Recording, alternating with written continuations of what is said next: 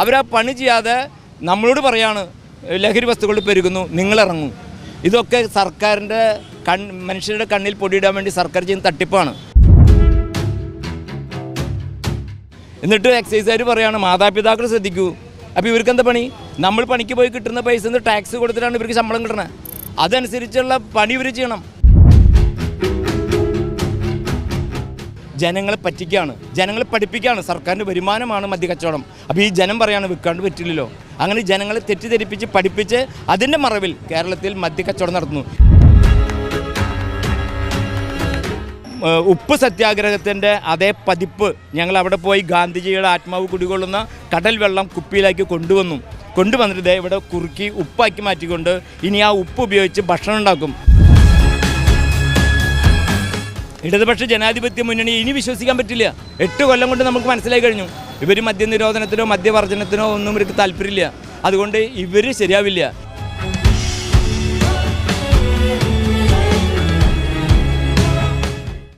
നമസ്കാരം. നമ്മുടെ സംസ്ഥാനത്ത് പ്രായഭേദമന്യേ ജനങ്ങൾക്കിടയിൽ മദ്യത്തിൻ്റെയും മറ്റ് ലഹരി വസ്തുക്കളുടെയും ഉപയോഗം വർദ്ധിച്ചുകൊണ്ടിരിക്കുന്ന സാഹചര്യത്തിൽ സെക്രട്ടേറിയറ്റിന് മുന്നിൽ ഒരു വ്യത്യസ്തമായ ഒരു സമരം നടക്കുകയാണ്. മദ്യഭരണത്തിനെതിരെ ഉപ്പ് സത്യാഗ്രഹമാണ് നടത്തിക്കൊണ്ടിരിക്കുന്നത്. ഞാൻ E.A. ജോസഫ്, കേരള മദ്യവിമോചന മഹാസഖ്യത്തിൻ്റെ പ്രസിഡൻ്റാണ്.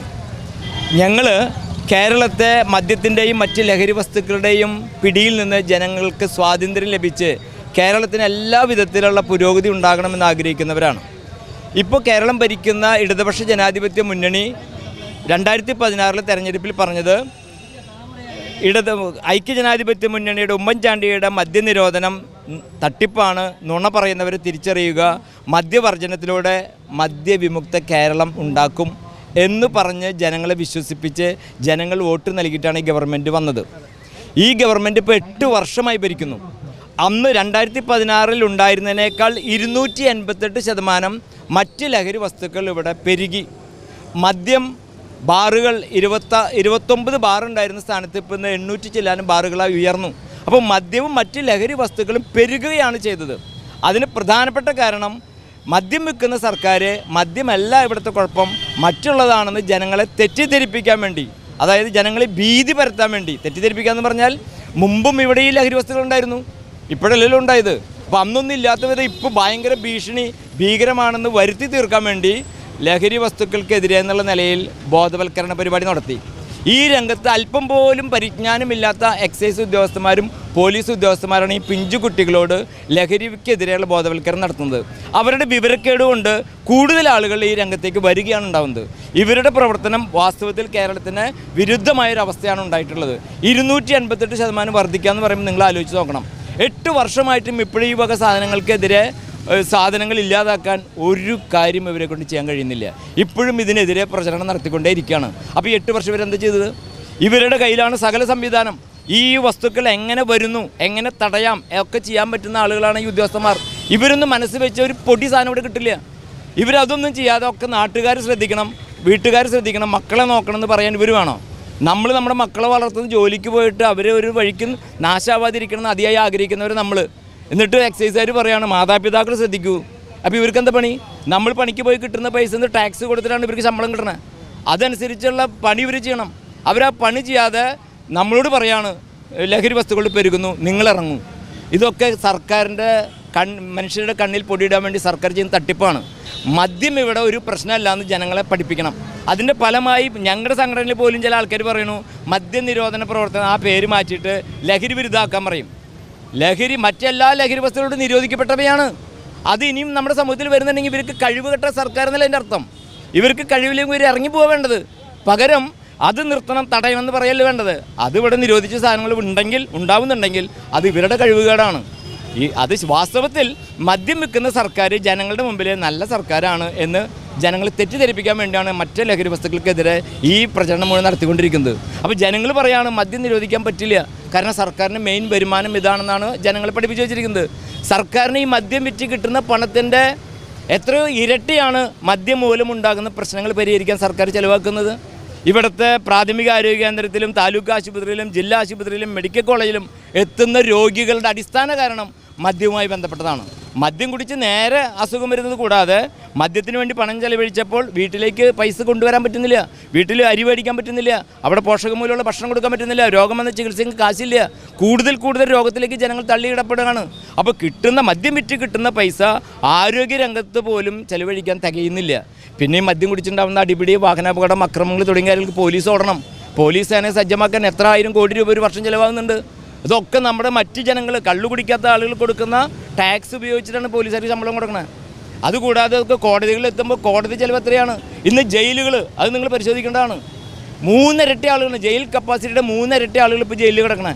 ഇവർക്ക് പണ്ടത്തെ പോലെ ഗോതമ്പുണ്ടല്ല, ഇപ്പോൾ നല്ല ഫുഡാണ് കൊടുക്കണേ. എത്ര കോടി രൂപയാണ് ഓരോ വർഷം ജയിലിന് വേണ്ടി മാത്രം സർക്കാർ ചെലവഴിക്കുന്നത്? എന്തതിന് കാരണം? മദ്യമാണ് അതിൻ്റെ അടിസ്ഥാന കാരണം. മദ്യവും മറ്റ് ലഹരി വസ്തുക്കളും.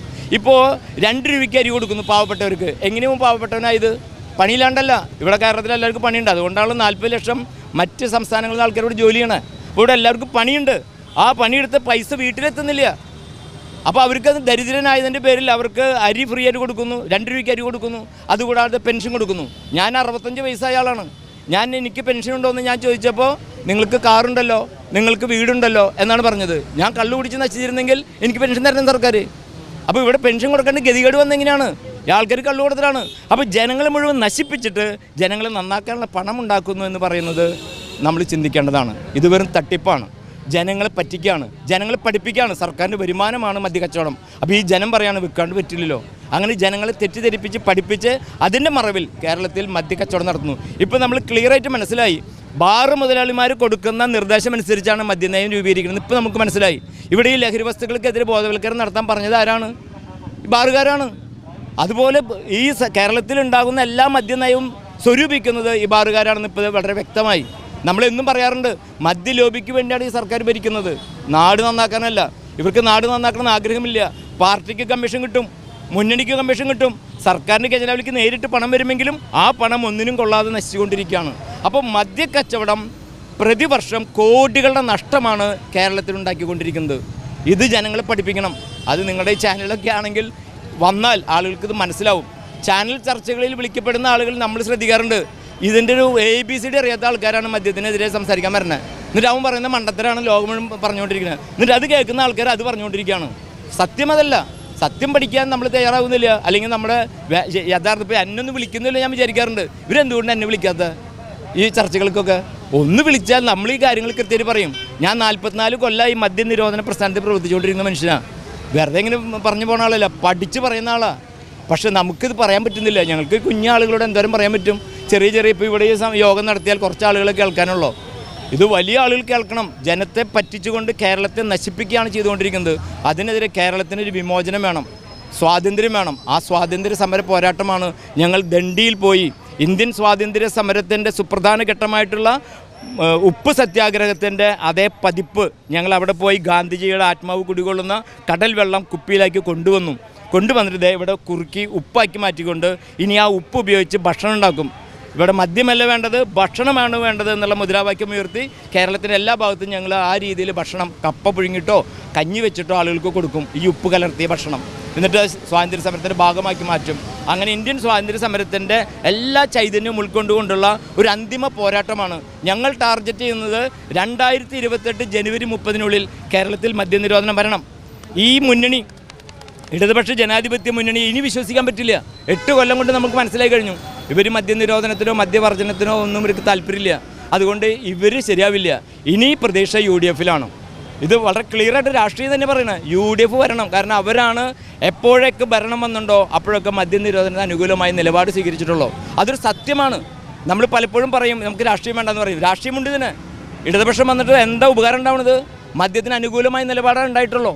അപ്പോൾ UDF വന്നാൽ മാത്രമേ മദ്യനിരോധനത്തിന് അനുകൂലമായ നിലപാടുണ്ടാവുള്ളൂ. കഴിഞ്ഞ ഉമ്മൻചാണ്ടി സർക്കാരാണ് 10 വർഷം കൊണ്ട് കേരളത്തിൽ മദ്യനിരോധനം നടപ്പാക്കാനുള്ള നിയമം കൊണ്ടുവന്നത്. 2 വർഷം പിന്നിട്ടപ്പോഴാണ് ഇടതുപക്ഷ ജനാധിപത്യത്തിൻ്റെ അധികാരത്തിൽ വന്നത്. അപ്പോൾ ഉമ്മൻചാണ്ടിയുടെ മദ്യനിരോധനം ശരിയല്ല, അത് നുണ പറയുന്നവർ തിരിച്ചറിയുക. ഞങ്ങൾ മദ്യവർജനത്തിലൂടെ കേരളത്തെ മദ്യമുക്തമാക്കും എന്ന് പറഞ്ഞ് ജനങ്ങൾക്ക് പ്രതീക്ഷ നൽകി.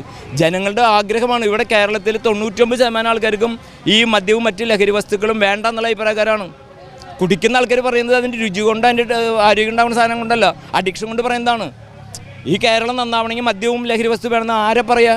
ആരെങ്കിലും പറയോ കേരളത്തിൻ്റെ പുരോഗതിക്ക് മദ്യം വേണം, ലഹരി വസ്തുക്കൾ വേണമെന്ന് ആരെങ്കിലും പറയോ? ആരും പറയില്ല. അപ്പോൾ കേരളത്തിൽ ഒറ്റ ആൾക്ക് ആവശ്യമില്ലാത്ത സാധനം അവൻ്റെ തലയിൽ അടിച്ചേൽപ്പിച്ച് ജനങ്ങൾ നശിപ്പിക്കുന്ന ഈ മദ്യഭരണത്തിനെതിരായിട്ടുള്ളൊരു സ്വാതന്ത്ര്യ സമര പോരാട്ടമാണ് ഞങ്ങൾ നടത്തുന്നത്. Okay, thank you. എന്തായാലും നമ്മുടെ സംസ്ഥാനത്ത് മദ്യത്തിൻ്റെയും ലഹരിയുടെയും ഉപയോഗം വർദ്ധിച്ചു കൊണ്ടിരിക്കുകയാണ് എന്നാണ് ഇവരുടെ വാദം. അതുകൂടാതെ നമ്മുടെ സംസ്ഥാന സർക്കാർ തന്നെയാണ് ഇത്തരത്തിൽ ജനങ്ങളിൽ ലഹരി ഉപയോഗം വർദ്ധിക്കാനുള്ള കാരണമെന്നും ഇവർ പറയുന്നു. ക്യാമറമാൻ അഖിലിനൊപ്പം അമൽ രുദ്ര, മറുനാടൻ മലയാളി, തിരുവനന്തപുരം.